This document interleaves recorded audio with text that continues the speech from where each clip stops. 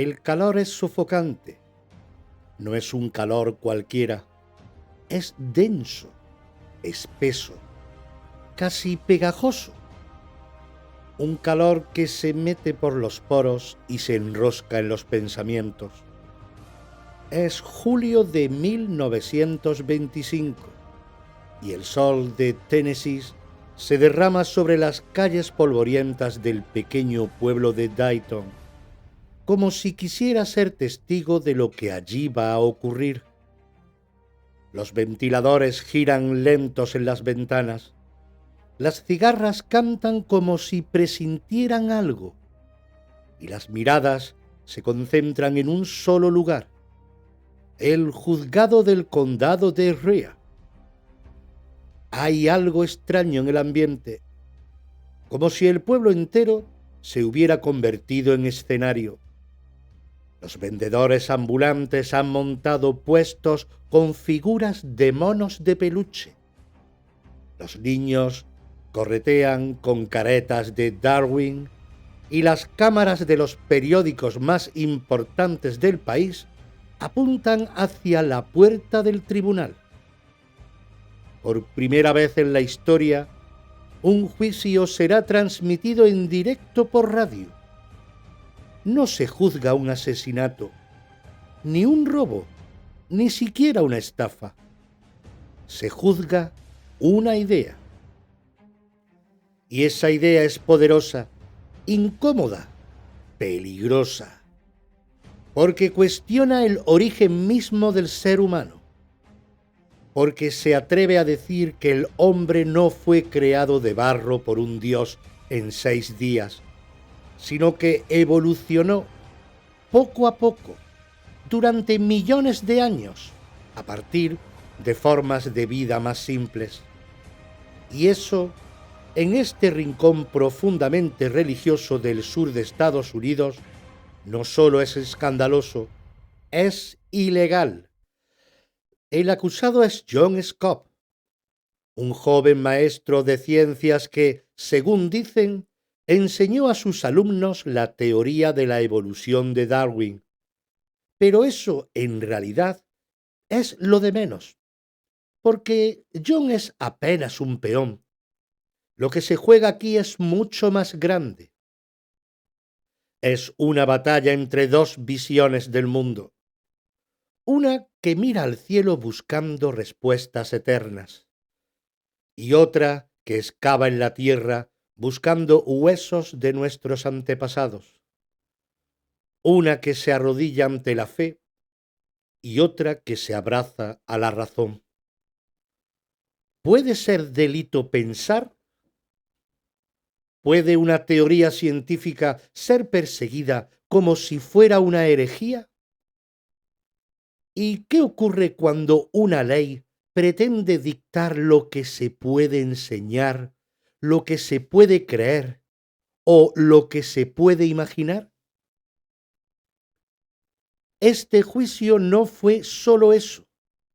Fue un espectáculo, una farsa, un grito, un espejo deformante donde América se miró a sí misma y no supo si reír, llorar o esconderse. Y aunque ocurrió hace ya un siglo, sus ecos aún resuenan, porque los dilemas que encendieron aquel verano siguen vivos en nuestras escuelas, en nuestros debates, en nuestra forma de entender quiénes somos y de dónde venimos. Así empieza esta historia, con un calor sofocante, con un maestro en el banquillo y con una idea que se niega a ser encadenada. Escuchas Los misterios de la historia, con este que os habla, Eloy López. Hoy hablamos de El juicio del mono.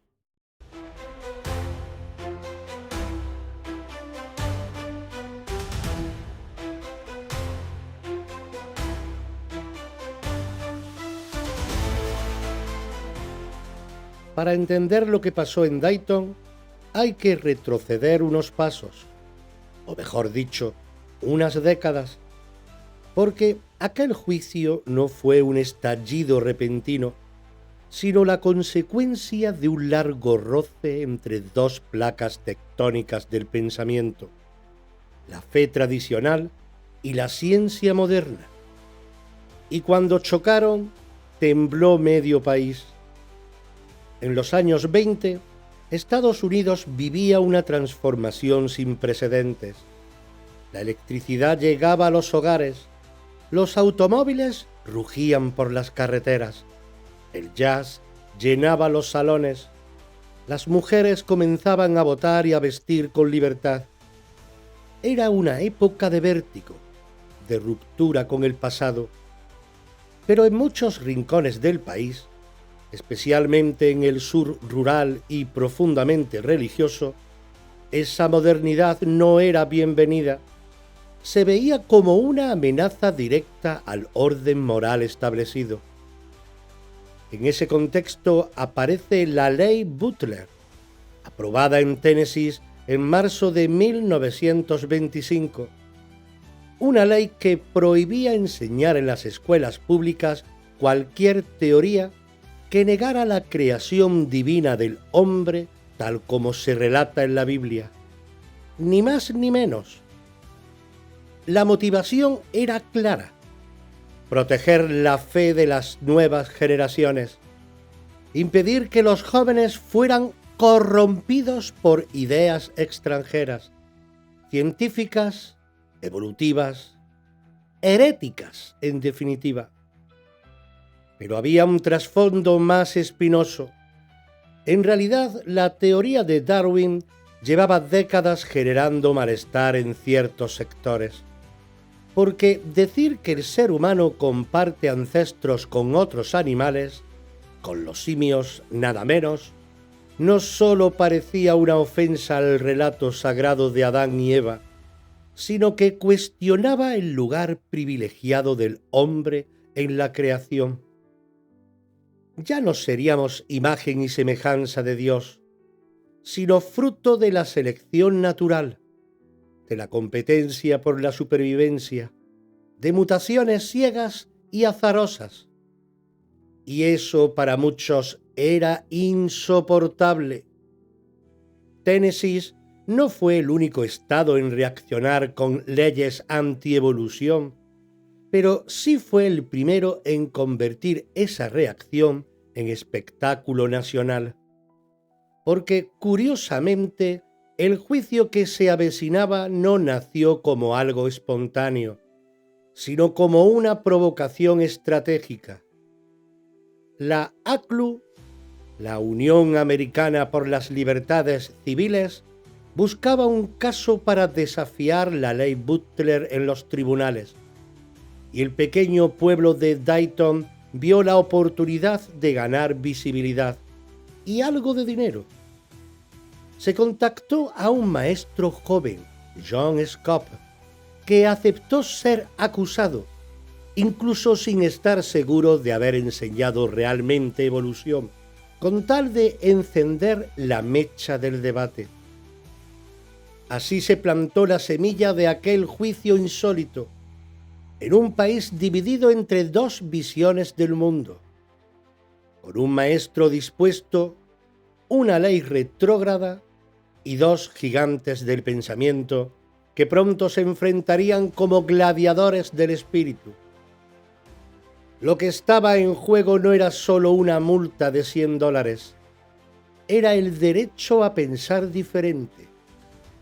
Era el alma de un país debatiéndose entre el génesis y el origen de las especies.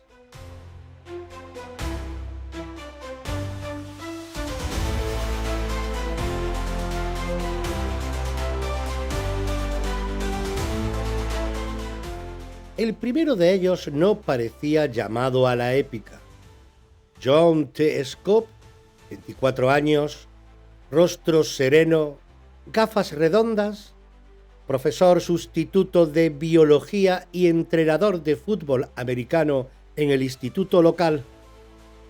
Un joven callado, amable, que aceptó, más por compromiso comunitario que por rebeldía ideológica, ser el rostro del desafío. Sabía lo que hacía, aunque tal vez no imaginaba el monstruo que se desataría tras su sí. De hecho, ni siquiera estaba seguro de haber enseñado la teoría de Darwin en clase. Pero eso era lo de menos. Lo importante era encender la chispa. Y entonces, sobre esa chispa, llegaron dos huracanes humanos. Uno desde el norte, el otro desde el corazón del protestantismo estadounidense.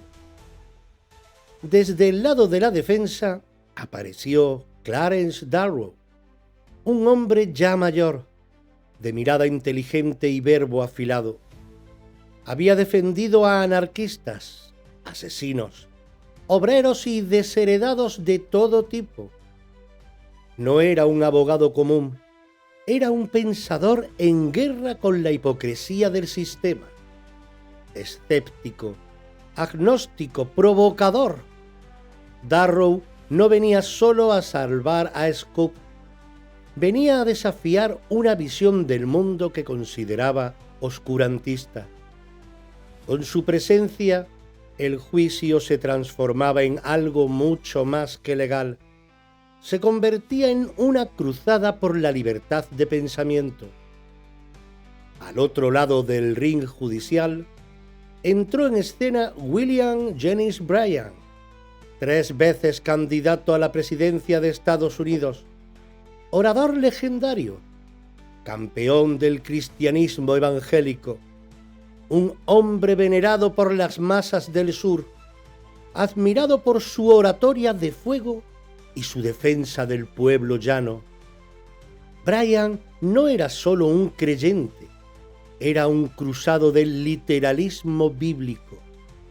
Para él, aceptar la evolución era traicionar la palabra de Dios, abrir la puerta al relativismo moral, a la decadencia, al caos. Su presencia en Dayton electrificó el ambiente. Era como si Moisés bajara de la montaña, dispuesto a enfrentarse con Darwin en persona. Y en medio de ambos, tratando de mantener el orden, se hallaba el juez John Ralston, un hombre conservador, de fe fervorosa, que desde el primer día inclinó la balanza con sutileza hacia el lado bíblico. Permitió lecturas públicas del Génesis en la sala, limitó los argumentos de la defensa y mantuvo un aire de solemnidad que parecía más el de un templo que el de un tribunal laico. Fuera del juzgado, la prensa olía sangre. Reporteros de todo el país llegaron a Dayton, entre ellos el célebre H.L. Mencken, que describió el juicio con una mezcla de sarcasmo y alarma, llamando a los habitantes del sur bobs, paletos, y denunciando lo que él consideraba una regresión intelectual disfrazada de moral. Y entre el público, entre el murmullo de las bancas de madera, estaba el pueblo, algunos devotos rezando en voz baja, otros curiosos buscando el espectáculo, algunos comerciantes vendiendo limonada y muñecas con cola de mono. Era un juicio, sí, pero también una feria, una comedia, un drama, un espejo donde cada quien veía su propia fe o su propia duda reflejada. Nadie imaginaba aún que cuando Darrow y Bryan se enfrentaran cara a cara, no estarían hablando solo de Darwin o de Adán, sino del alma misma de una nación.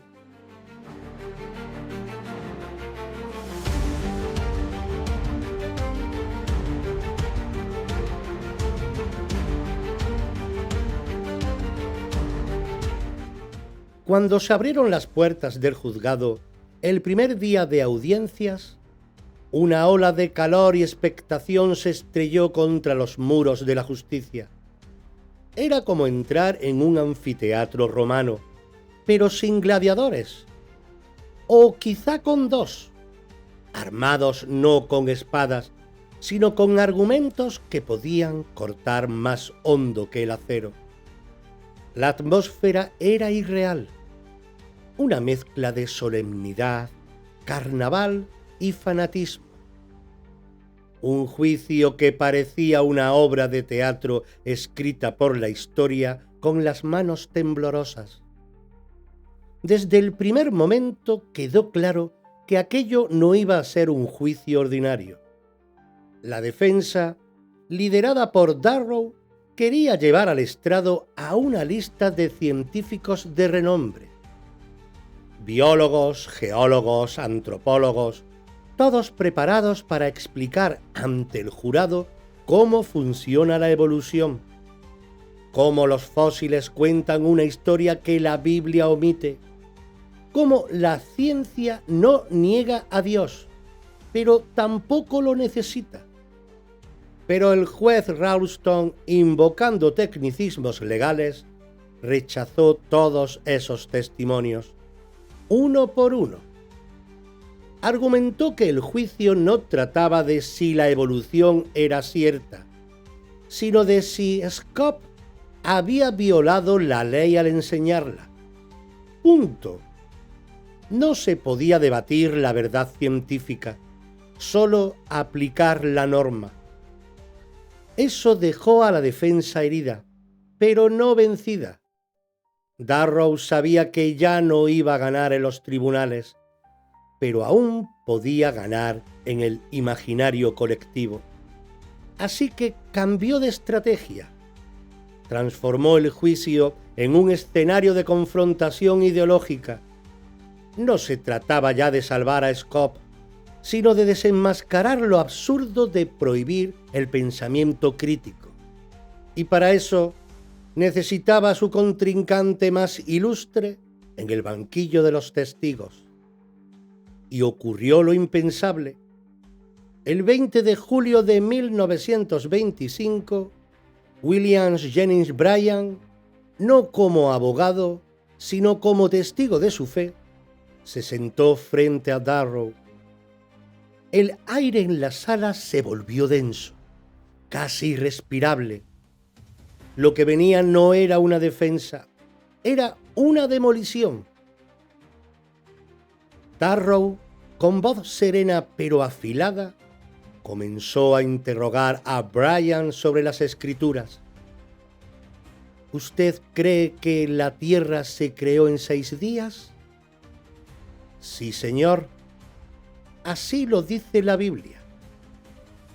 ¿Días de 24 horas?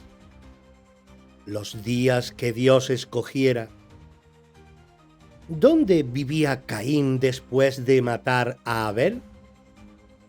En la tierra de Nod. ¿Y con quién se casó? Con una mujer, evidentemente. ¿De dónde salió esa mujer si Adán y Eva eran los únicos? Dios lo sabe. ¿Aceptaría usted que la Biblia pueda no ser literal en algunos pasajes? Y así, pregunta tras pregunta, Bryan fue acorralado contra los muros de su propio dogma, no porque su fe fuera débil, sino porque estaba preparada para el escrutinio racional. Cada intento de respuesta lo dejaba más expuesto. Cada evasiva provocaba murmullos entre los asistentes. Era un combate desigual entre un pensador frío y un creyente ardiente, y el calor no favorecía al que sudaba más. Al final, el juez interrumpió el interrogatorio y mandó borrar el episodio de las actas oficiales, alegando irrelevancia legal. Pero ya era tarde. El daño simbólico estaba hecho. Bryan había sido exhibido no como mártir, sino como anacronismo. Su figura que en el pasado fue majestuosa, parecía ahora la de un hombre que peleaba con fantasmas en vez de argumentos. Y sin embargo, hay que decirlo, Brian no era un villano. Era un hombre convencido de proteger lo que amaba, su fe, su país, la inocencia de sus hijos espirituales. Solo que su cruzada lo había llevado al terreno del pensamiento libre, donde las espadas no cortan y las ideas sí. Fuera del juzgado, los niños seguían jugando con caretas de monos. Se vendían abanicos con la cara de Brian de un lado y Darwin al otro. El juicio había dejado de ser una causa judicial. Se había convertido en un espectáculo nacional, un teatro de lo absurdo donde se disputaba el alma de una nación entre el Génesis y la genética. Y mientras tanto, Scott, el acusado, el supuesto criminal, permanecía en un segundo plano, como una nota al pie de una historia que lo había devorado.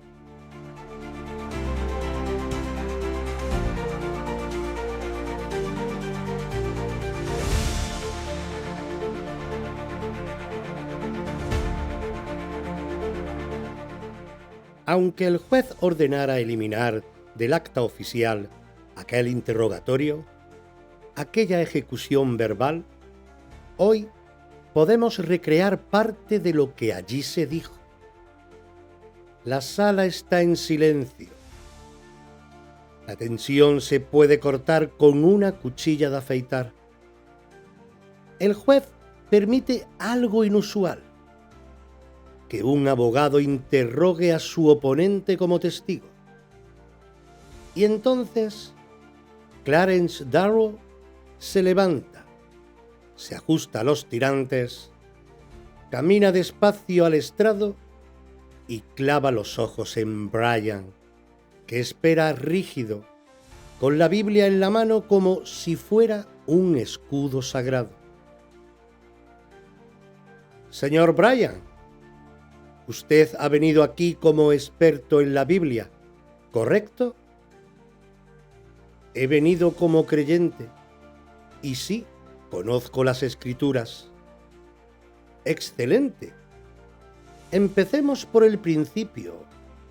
¿Cree usted que el mundo fue creado en 6 días? Así lo dice el Génesis, 6 días. ¿Días de 24 horas? Días según el tiempo de Dios. ¿Y cómo mide el tiempo Dios? ¿Con un reloj suizo?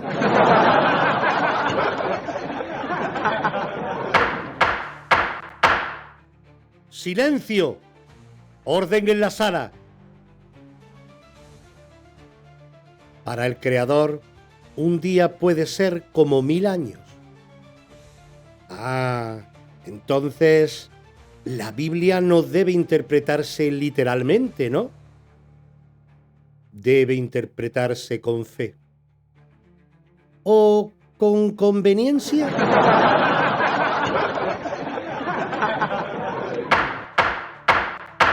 ¡Silencio! ¡Orden en la sala!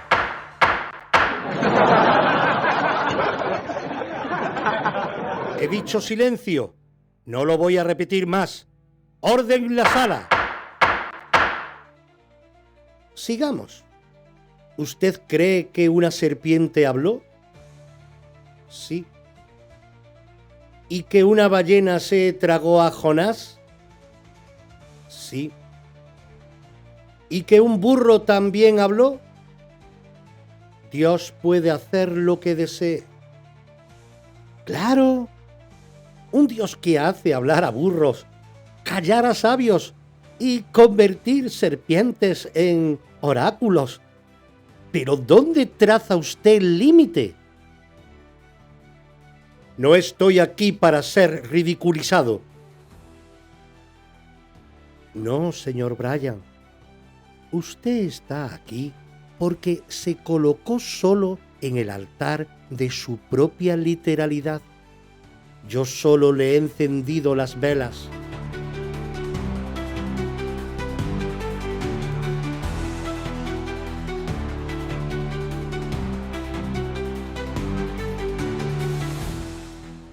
El 21 de julio de 1925, tras días de un juicio que ya parecía más un rito colectivo que un proceso legal, el jurado no tardó ni 10 minutos en pronunciar su veredicto. Culpable. John T. Scott, el joven maestro de Dayton, fue declarado oficialmente culpable de haber enseñado la teoría de la evolución en una escuela pública. La sentencia fue clara: una multa de $100. Pero no fue el dinero lo que dolió, fue el principio que quedaba grabado. El pensamiento puede ser un delito, y más aún, pensar diferente, enseñar lo que contradice el dogma, puede pagarse con castigo. Darrow, resignado, no apeló con vehemencia. La batalla judicial ya no le interesaba. Lo que él quería, y en cierto modo había logrado, era exponer la fragilidad de un sistema que intenta domesticar las ideas.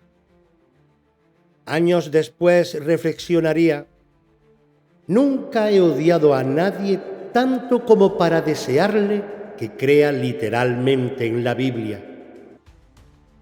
Y Brian no tuvo tiempo de celebrar. 5 días después del final del juicio, murió repentinamente mientras dormía, en una casa cercana al tribunal. Su corazón, cansado y dolido, no soportó más.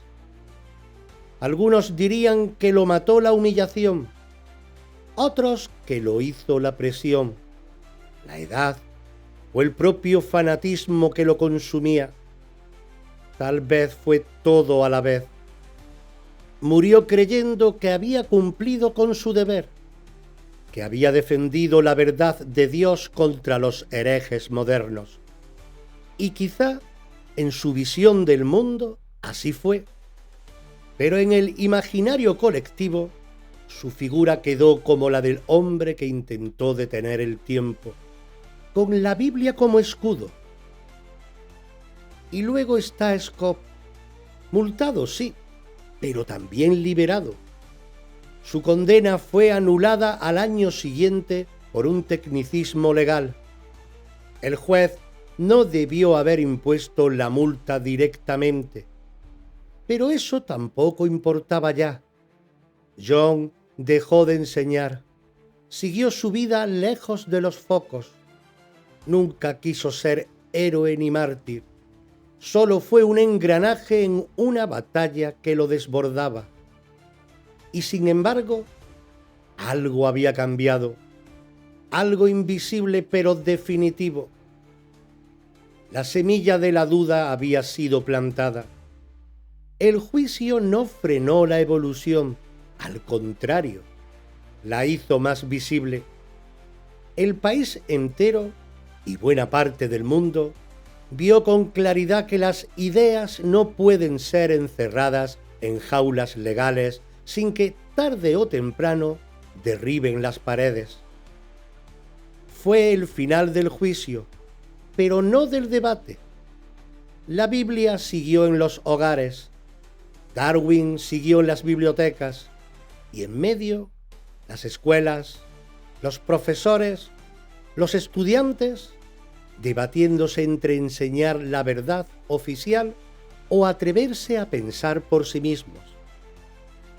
El juicio de Scott se convirtió en un símbolo, una advertencia, un eco que aún hoy, un siglo después, sigue preguntándonos en voz baja: ¿estamos realmente preparados para aceptar que pensar no siempre nos hará populares, pero sí siempre nos hará libres?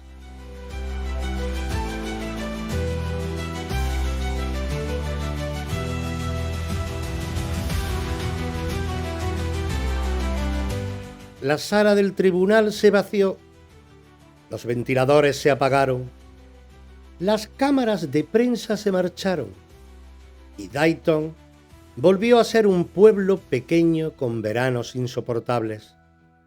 Pero algo había quedado flotando en el aire, como una nube que no se disipa del todo, porque el juicio del mono no cerró ninguna herida, solo las dejó al descubierto.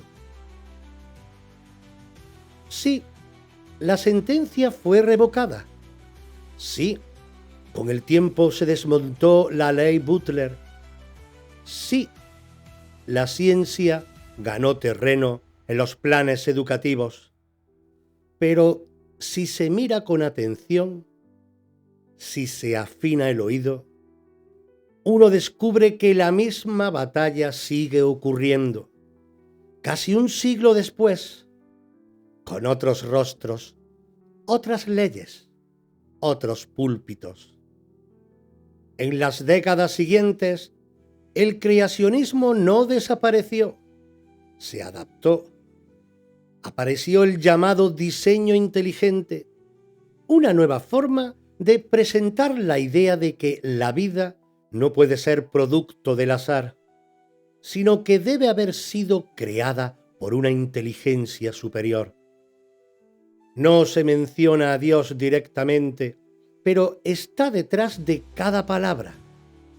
Es una forma de volver a colar el Génesis por la puerta de atrás de la ciencia. Y en algunos estados de Estados Unidos se ha logrado reintroducir estas teorías en los programas escolares, como si fueran equivalentes al darwinismo. ¿Equivalentes? Una hipótesis sin evidencia como equivalente a una teoría sustentada por más de un siglo de hallazgos. El juicio de Scopes, lejos de ser un caso cerrado, se ha multiplicado en muchas versiones modernas. A veces se debate si enseñar evolución ofende las creencias religiosas. Otras veces se exigen ambas versiones de la historia del ser humano. Y otras veces, simplemente, se silencian temas incómodos.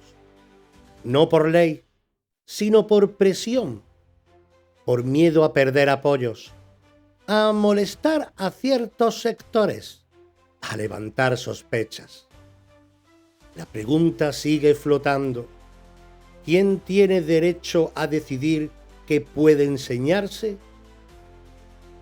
¿Debe la ciencia pedir permiso para existir? ¿Tiene la verdad fecha de caducidad si incomoda a la tradición? Y cuidado, porque esto no ocurre solo en Estados Unidos. En muchas partes del mundo, incluso hoy, hay docentes perseguidos por enseñar teorías que desafían la visión oficial. Hay libros censurados, hay científicos callados por miedo, hay alumnos obligados a memorizar dogmas disfrazados de certezas. Es la eterna tensión entre la evolución del pensamiento y el temor de perder el control. Quizá, en el fondo, el juicio del mono nunca fue sobre Darwin ni sobre Adán. Fue, y sigue siendo, sobre qué mundo queremos construir. Uno donde las preguntas se premien o uno donde se castiguen.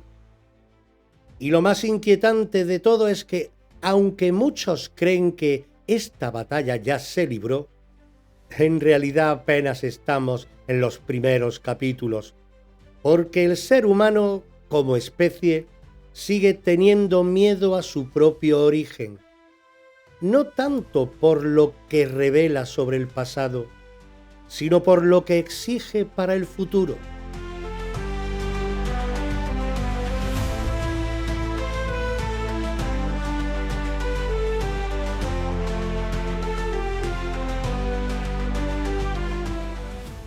El juicio del mono no fue solo un juicio al pensamiento, fue un espejo incómodo del fanatismo, de esa actitud cerrada, autoritaria, que no solo defiende sus ideas, sino que necesita imponerlas como únicas posibles.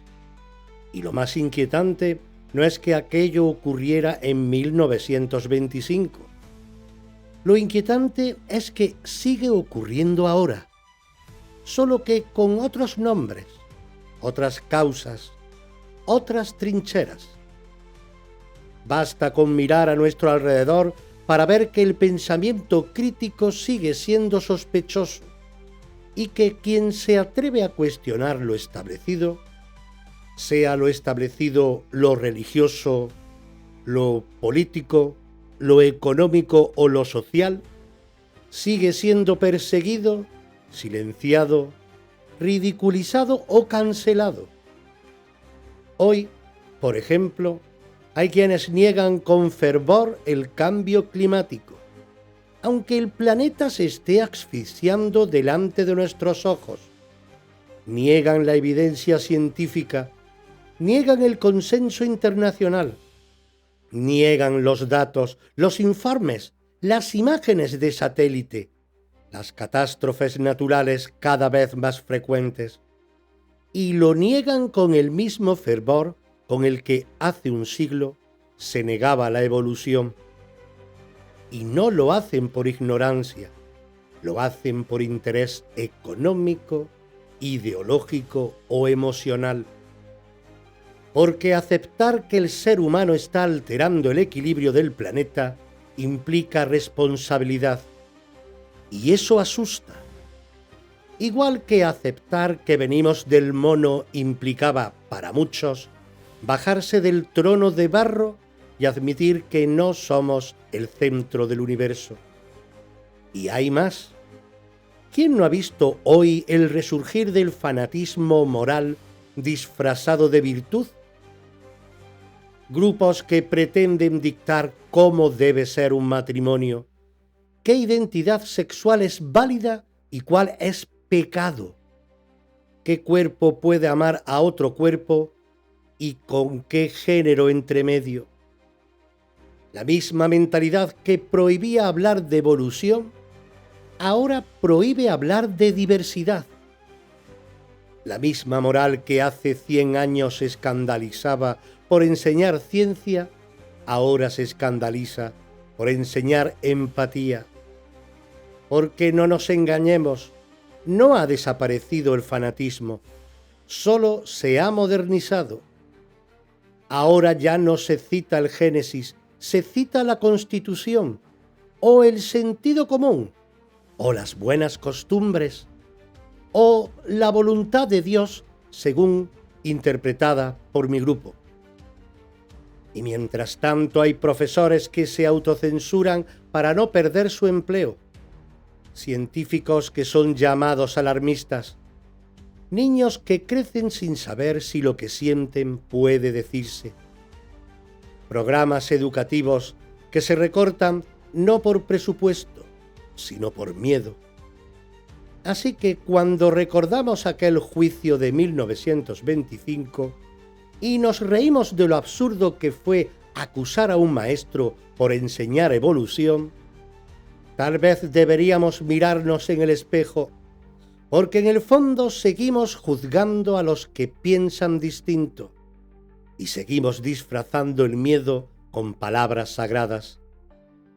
Aquel juicio fue contra Darwin. Hoy los juicios son contra Greta, contra el colectivo trans, contra la educación sexual, contra las minorías que se atreven a hablar. La escenografía ha cambiado, pero el miedo es el mismo.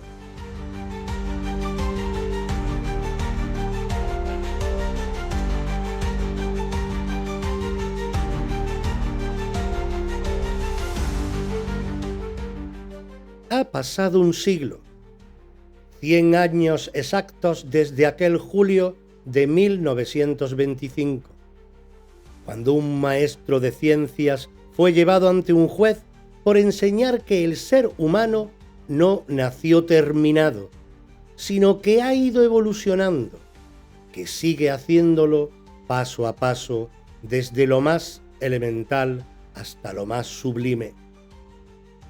100 años exactos desde que se instaló una sala de juicio en un teatro caluroso, donde los hombres encarnaron, sin saberlo, las dos mitades del alma humana, el deseo de conservar lo sagrado y el impulso de explorar lo desconocido.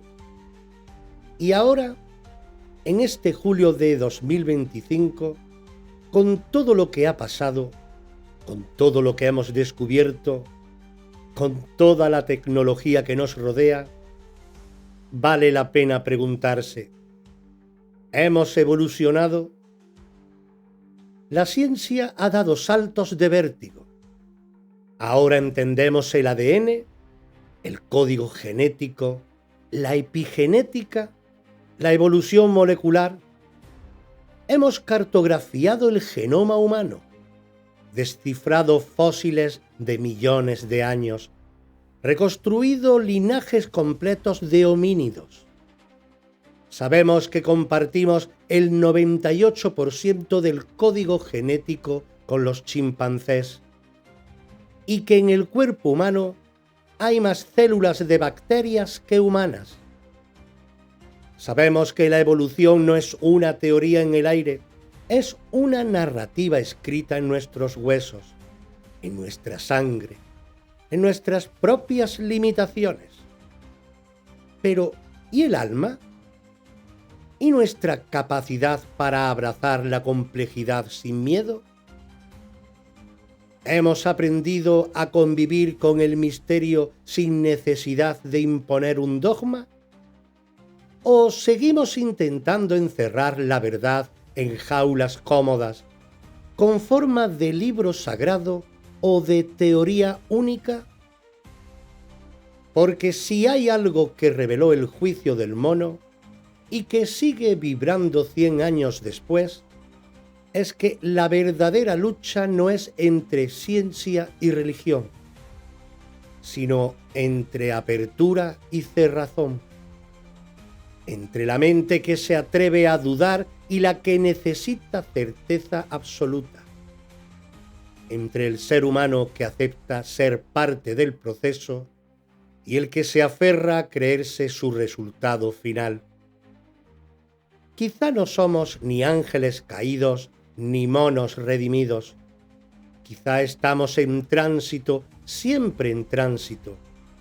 Y lo que asustaba en 1925, lo que provocó miedo, burla, ira y castigo, era precisamente eso: que el ser humano no estuviera acabado, que fuera un proyecto en marcha, una pregunta abierta. Hoy, un siglo después, ese vértigo sigue ahí. Lo sentimos cuando miramos al cielo buscando sentido, y también cuando miramos al microscopio y no encontramos alma. Lo sentimos cuando un niño pregunta: ¿de dónde venimos? Y no basta con una sola respuesta. Lo sentimos cada vez que la educación se convierte en campo de batalla. 100 años y seguimos intentando responder con teorías lo que quizá solo puede responderse con humildad. El juicio de Scott terminó en una sala calurosa, pero su verdadera sentencia no la dictó un jurado, sino el tiempo. Y el tiempo, como siempre, no absuelve ni condena, solo observa y espera que aprendamos.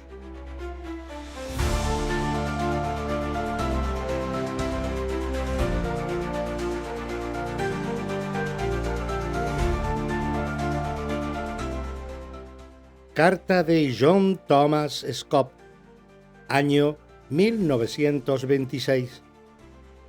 A quien aún crea que enseñar vale la pena. No sé si alguien leerá esto alguna vez, Tal vez lo estoy escribiendo solo para mí, para dejar constancia de lo que ocurre en el interior cuando todo lo que creéis firme se derrumba con una sentencia de $100. Me llamo John Thomas Scott. El año pasado, en un mes de julio tan caliente como un horno de carbón, me sentaron en el banquillo de los acusados por haber enseñado ciencia. Ciencia, no herejía, no brujería, ni rebeldía, solo ciencia. Y todavía me cuesta creerlo. Cuando me ofrecieron participar en aquel juicio, lo acepté más por compromiso que por convicción. Pensé que sería una discusión legal, un intercambio civilizado de ideas, un espacio donde la razón tendría su lugar. Pensé que la justicia tenía algo que ver con la verdad. Qué ingenuo fui. Lo que viví fue una farsa, un espectáculo, un circo armado por los que temen más a una pregunta que a una mentira. Me usaron como símbolo, como excusa, como moneda de cambio para una guerra que no era mía. Ni siquiera recordaba si había enseñado o no la teoría de Darwin, pero eso no importaba. Ya me habían elegido como enemigo. Vi cómo se llenaba la sala de vendedores de monos de juguete, cómo la prensa sacaba titulares con mi nombre sin saber quién era yo, cómo las voces de la Biblia se alzaban por encima de cualquier argumento. Y en medio de todo eso, yo, intentando respirar. No me dejaron defenderme, no dejaron que los científicos hablaran, no les interesaba el debate, solo querían un culpable para poder decir «La fe ha vencido». Y lo dijeron con una sonrisa. Me condenaron, me multaron, me absolvieron luego con tecnicismos como quien se lava las manos sin mirar a los ojos. Y al final no gané nada, ni paz, ni respeto, ni siquiera una causa, porque lo que se rompió en ese juicio no fue la legalidad, fue la esperanza. Desde entonces me cuesta entrar en un aula. Me cuesta mirar a los ojos de un alumno y decirle, pregunta, cuando sé que preguntar puede costarte la reputación. Me cuesta abrir un libro sabiendo que si dice algo que no encaja con la doctrina de turno, puede ser quemado o, peor aún, olvidado. No tengo rencor. Solo tengo cansancio y una tristeza que no se cura con tiempo, porque no es mía, es del mundo. Pensaba que enseñar era abrir puertas, pero en este país enseñar puede hacer que te cierren todas. ¿Cómo volver a una clase sabiendo que el miedo tiene más autoridad que la evidencia? ¿Cómo enseñar evolución a quienes han decidido involucionar? Dejé de enseñar, no porque me vencieran, sino porque no quiero fingir, porque no puedo mirar a un niño y decirle que el mundo es libre cuando sé que no lo es. Tal vez algún día alguien vuelva a contar esta historia. Tal vez alguien diga que lo que ocurrió en Dayton fue un episodio anecdótico, un error de un tiempo pasado, yo solo espero que ese alguien sepa que el precio de pensar fue real, que dolió y que dejó cicatriz. Si has llegado hasta aquí, gracias por leer, pensar y no tener miedo. John Thomas Scott. No sabemos si John escribió alguna vez estas palabras, pero si lo hubiera hecho, podrían haber sonado así.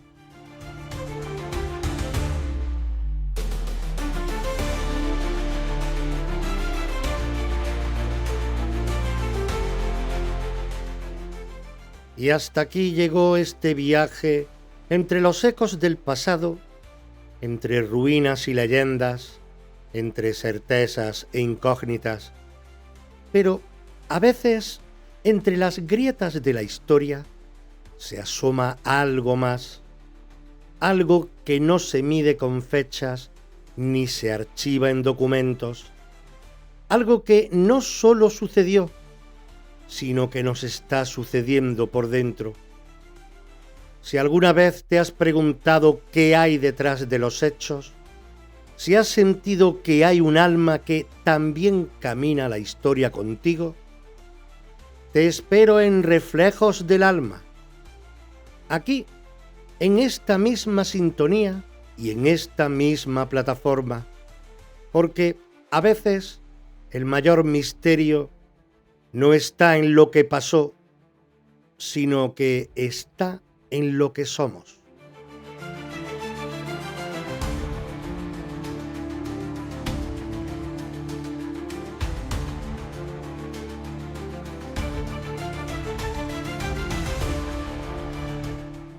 Este podcast y todos los creados bajo los sellos Reflejos del Alma o Los Misterios de la Historia son propiedad intelectual de la Asociación Cultural Reflejos del Alma, ACRA. Su producción, creación y realización corresponden a dicha asociación sin ánimo de lucro. Cuenta con la colaboración desinteresada y sin percepción económica alguna de Eloy López como voz narradora, en calidad de voluntario.